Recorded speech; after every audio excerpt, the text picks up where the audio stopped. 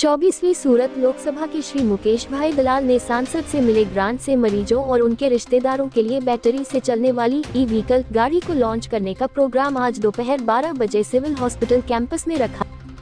ताज़ा खबर देखने के लिए देखते रहे स्टार न्यूज नेटवर्क। जय हिंद, जय भारत।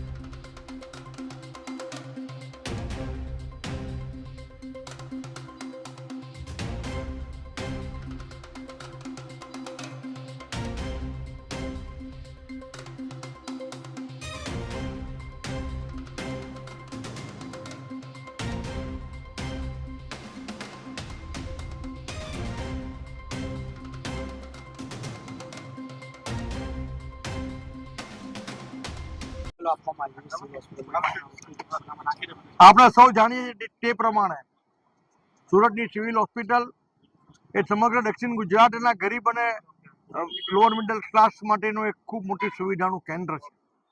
સમગ્ર દક્ષિણ ગુજરાતમાંથી અહીં દર્દીઓ આવતા હોય છે, તો ઘણી વખત દર્દીઓને લઈ જવા માટે, અવર જવર કરવા માટે સુવિધાઓ ટૂંકી પડતી હોય છે।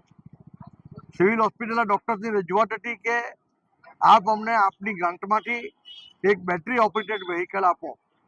આથી સાંસદશ્રીને મળવા પડતા ગ્રાન્ટમાંથી મેં મારી ગ્રાન્ટમાંથી એક બેટરી ઓપરેટેડ વ્હીકલ આજે આપ્યું છે, જેમાં સ્ટ્રેચરની પણ સગવડ છે અને ગો ગ્રીનનો કન્સેપ્ટ છે મોદી સાહેબનો। તે ગો ગ્રીન છે, પર્યાવરણને બિલકુલ નુકસાન નથી કરતું, અવાજ નથી કરતું, બેટરીથી ઓપરેટેડ છે।